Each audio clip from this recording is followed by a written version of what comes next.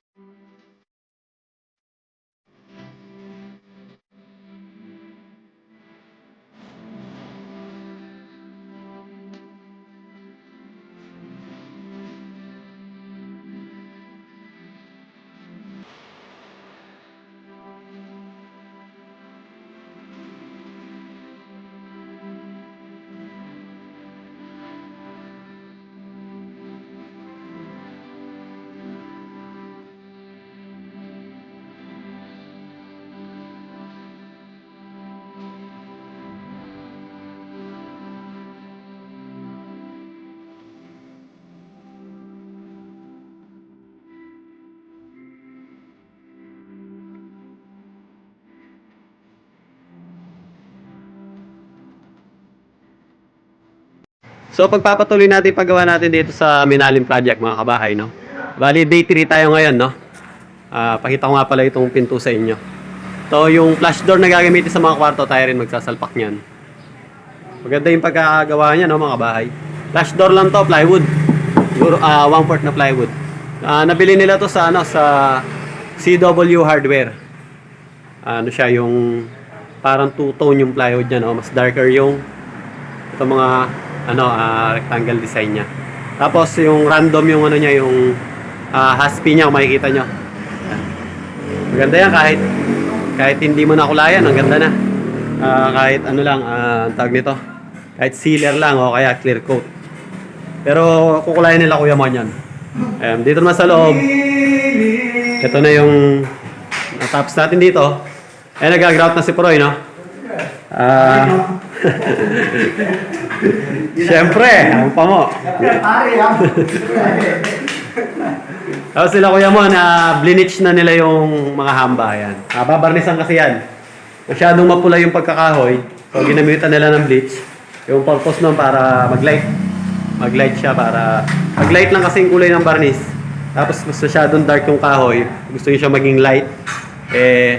Ina-applyan siya ng bleach number 1 at number 2. O si Teng naman nagluluto na ng tanghalian natin. Yung chef natin dito, si Kapet Malu TV, no? Anong kabahay mga guys? ano? Yun yung sekreto dyan. Anong ulam natin ngayon? Anong pangalan ng tawag sa ulam natin ngayon? Ano kasi tawag nito? Ano kasi ulam natin ngayon, Juan? Kusido. Cocido. Pinaranda ng tilapia. Ano? Pinaranda ng tilapia. Pwede rin ganun tawag. So, cocido. Lutong Bicol ba yan? Oo. Lutong Bicol yun. Natutunan lang namin yung kay Kuya Mon eh. Pero masarap nun. Sa mga nakakaalam mo na yung cocido, no? Sa mga hindi pala nakakaalam. Tilapia. Pwede rin siya sa ibang isda. Pero masarap sa tilapia. Tapos meron siyang talbos ng kamote. Bali, pakukuluan lang natin siya ng... Ayun, naging cooking show tayo, no? So, ganito yan, mga, ano, ping. Naging cooking show tayo. Pakukulo mo lang yung... Ikaw magpaliwanag, ikaw nagluluto eh. Paano lutuin yung... Ganito magluto ng kusido mga kabahay, no? Naggisa tayo ng bawang, sibuyas, luya, kamatis. Tapos lalagyan natin ng tubig. At isusunod natin yung tilapia pag kumulo na yung ating sabaw, no? Tapos lalagyan natin ng kalamansi. Yun. Konting asin mga kabahay. At yung pinakalas, yung ating talbos ng kamote. Yun, so, wag niyo agad ilalagay yung kalamansi. Hindi siya sasarap. Panghuli yung kalamansi. Pagkalalasahan nyo na. Kasi masarap yung maglalasang fresh yung pagkaasim niya. Parang papayag pag sumobra po. Yun. Ganun ang sikreto doon mga kabaya. So, tapos na yung ating cooking show. Balik tayo sa trabaho. How to make Wendy stain? Ha? Wendy stain. Oh, Yeah. ito ka. After ng cooking show. Ito na mapapakita naman natin. Oh, yan. Kasama natin si Chan Chan. Ano yan, Yung ha? mga kabahay. Bali magtitimpla siya ng ano, stain. Ang Para sa pinto, hamba, yun. Ang kulay ng stain na gagawin ni Chan Chan ay Wenge. wenge, yun. Dark pala to, no, kuya? Oh, dark. Wenge, no? Yun, kala ko light. So, wenge yung kulay ng ano niya. Sa mga hindi nakakalam, ang kulay na wenge is ganito. Ano mo sana, gusto nila magic? Magic ni Parang analog. So ayan, no, start na tayo, no. Yung mga gagamitin natin ay mga tinting color. Ihahalo sa paint thinner. Bali, meron tayong ano, black, o yung lamp black na tinting color, tapos burnt amber, yun yung brown. Dalawang kulay lang, no, Chan? Burnt amber and black lang. Dito tayo sa kabila. Yan, hinalo niya na yung black, no? Black. Ano yan, Wenge. oo. Hinalo niya yung tinting color na black sa paint thinner. Paint thinner ito. Yung laman yan. Yun. Halu-haluin lang. Yan o, pagka nagbabarnis kami, hindi kami bumibili ng ano, ready mix na stain. Yan. Yan, sinasampulan niya sa kahoy. Siyempre, black pa lang yun. Masahaluan niya ng yun, burnt amber, yun yung brown. Pagkatan niya lang, magbibigla yun. Tansya lang. Dahan-dahan bigla. Para konti-konti lang, para na-adjust tapos sinasampulan dun sa ano. Pinapatak-patakan yung kahoy para masampulan. Ayan, tingnan natin. Ayan. Yung wenge close to ano siya, no? Kulang pa siya sa ano, sa brown. Burnt amber. Master, dito ng sample. Yun. Maliwanag. Ano yan? Yung close to ano siya, yung parang analog. Malapit na siya doon sa pagka-analog. Yung aluminum. Yung pagka-brown nung ano, nung kulay ng mga window, sliding window. Parang ganun siya. Yun yung darker na kulay ng barnis, yung wenge. Nakaimbento na si Weng Weng. Yeah. Si Weng Weng nakaimbento ng kulay na wenge. Kaya wenge ang pangalan. Hindi mo kasing pangalan malaki.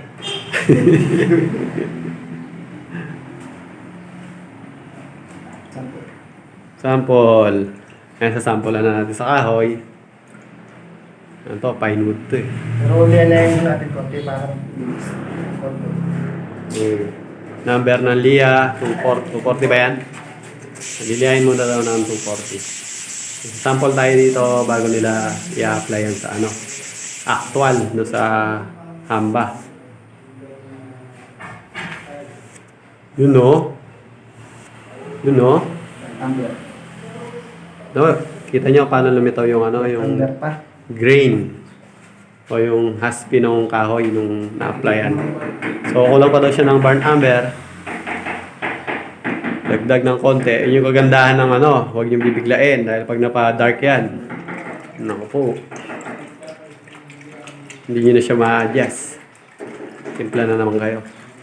Ganda yung unti-unti siya yung na-adjust hanggang ma-achieve yung ano, yung kulay na gusto nyo, tsaka yung pagka-dark.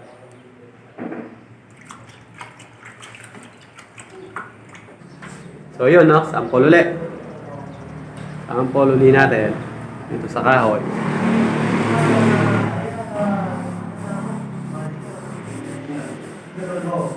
Yun, nag-dark na siya. Itim. Kulang pa daw ng itim, sabi ni Kuya Mon. Okay na yan? Yung pang-bartalo po. Yun, konting burnt amber na lang daw. Kita nyo, nagdagdag kanina ng burnt amber. Before yun, ito yung after. Then, isa pang ano. Isa pang dagdag ng konting burnt amber. Kuha na yan. At sasampulan natin doon sa pangatlo. Bago i-final. Na ipapahid dito sa ano, sa door jamb natin, no, yung hamba. So, yung mga materials na ginamit dyan, itong paint thinner, yung pinaka ano niya. Dagdag kaalaman. Dagdag. Tapos, ito, Lagyan po natin ng basahan. tinting color. Ano yun? Dagdag kaalaman. Lagyan natin ng basahan para mahalo yung basahan. Yun. Oo nga, no? Pero kung pinakadagis dyan, lagyan mo pa ng linseed oil. Linseed oil. Oo. Ilagay niya ng basahan sa loob habang hinahalo niya. Yung purpose nun para yung mga umilalim na ano, na tinting color na hindi nakuha doon sa paghalo, hahaluin nung basahan yan. Yun, meron na ako tayo ng tips.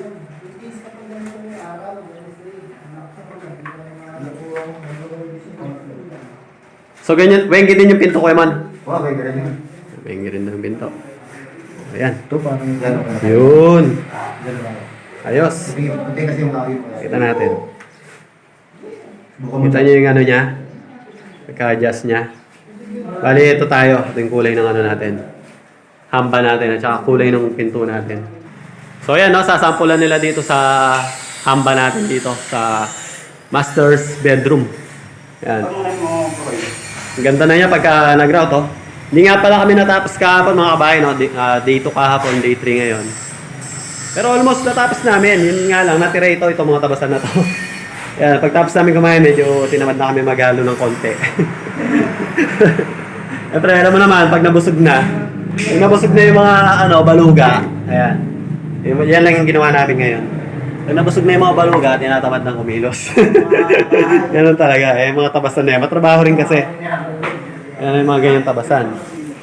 Saka lalo na yung sa pinto. Dito yung sa pinto. Ako sa inyo. Yan. Matrabaho yung mga ganyan, mga kabahay. Ayan. Pinaikutan namin yung mga seroho. Pagkatapos, eto na kami. Papunta na kami sa kwarto, no? Yan. Natapos na natin itong buong sala o yung living room. Ginagrout na lang nila. Hanggang doon. Yung likod na yun, dirty kitchen yun. Itatiles din natin. Pero dito muna tayo. Dito na kami sa ano. Maglilihout na kami rito. Dito na kami sa room number 1. Magta-tiles. Yan. After nyan, dito tayo sa room number 2. Tapos, yung master's bedroom. Pero ako baka umpisahan ko na yung tingnan ko maumpisahan ko na yung ano, yung isang CR dito sa master's bedroom. Wednesday ngayon, maaga kaming uuwi. Pag Wednesday and Saturday kami umuwi. Uwi kami ngayon, mamaya. Maaga kaming uuwi. Kung ano lang yung matapos namin ngayon. Tapos balik kami ng Thursday. Day 4 yun. Ayan, si Teng, naghihimay na ng talbos kamote natin, no? Si Kapet Molo TV. Paki-subscribe niyo yung channel ni Teng, ha, mga kabahay, ha? Mga kabahay, Supportahan na. Nagmamakawa na ako sa inyo mga kabahay. Nagmamakawa na daw siya. Kang iyak. Ayan, umiyak na si Teng. Ayan, magsasample na si, ano, no? Si Chan Chan dito. Tingnan natin. Lapit tayo para makita natin ang maayos. Gamit niya lang yung basahan. Yan ang pinang-apply niya ng stain. Alright. Good.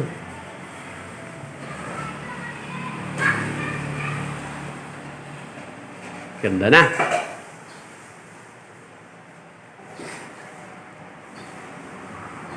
Isa second coat pa yan, Kuya Mon?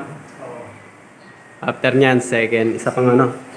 After ng first coat ng ano, stain, ipitin niya ng sealer. Gamit yung spray. Spray gun. Hindi pwede yung ano, brush dyan kasi sasama yung kulay pagka ginamitan ng brush. Kailangan talaga dyan yung spray. Yun, no? Nagkadating na, no? Iba talaga yung pagka may kulay niya at may varnish. Papakita ko sa inyo nung bago pa yan na bleach kung anong kulay niya. Yan. Mamula-mula kasi yung kahoy, no? Mula. At saka hindi pantay-pantay. Meron light, meron dark. So pagka in-apply niya ng stain yung light, and meron siyang parting light at saka meron siyang parting dark. Kaya si inano ni Kuya Mon yan. Ginamitan niya na yung wood. Ginamitan niya yan ng wood bleach. Ito naman yung na-bleach na. Ito yung itsura niya. Yan. May masilya na kasi pero ito wala. Ayan o, nakita nyo? Namuti siya. Nag-light siya at saka nagpantay-pantay yung kulay na masilyahan na nila yan. Ito naman, yung in-stainan ni Chan Chan. Ayos na oh. May kulay na. May kulay na mga kabahay. May tape dito yan sa side. Kaya okay lang. Pagka ano, tatanggalin yan. Para hindi masayaran yung ano. Finish na yung ano, finish na yung wall eh.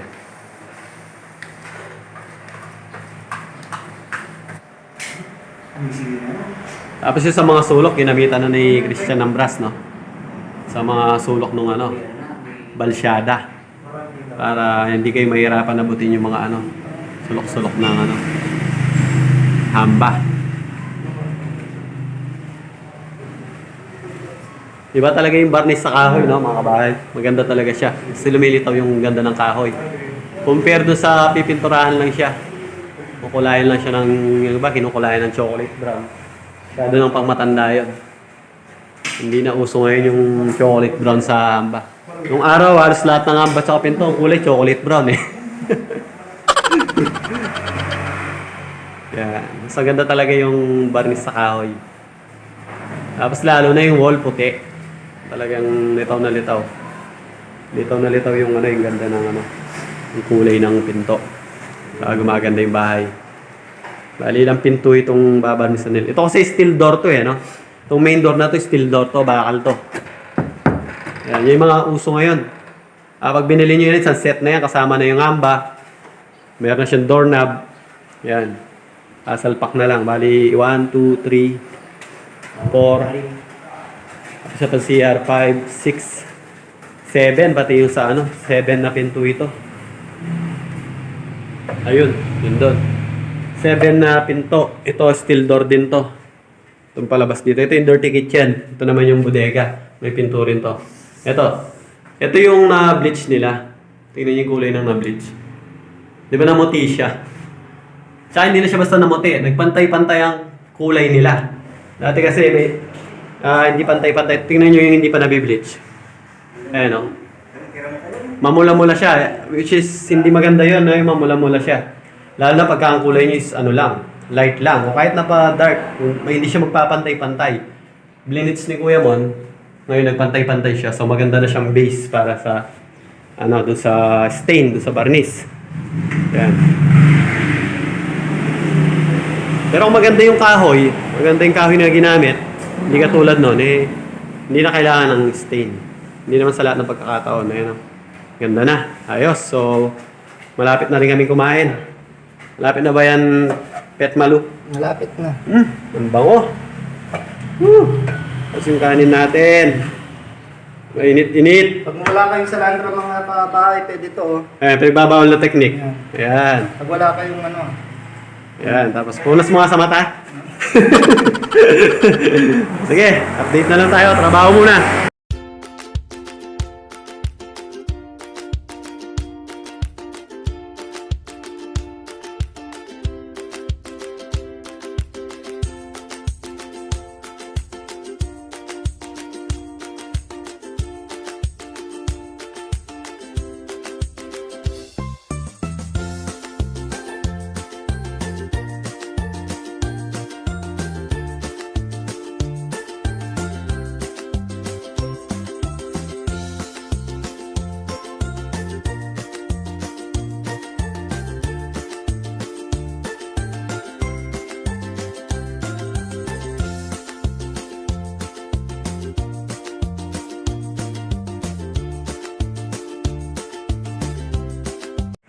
Ayun, tapos na mga kabahay, no?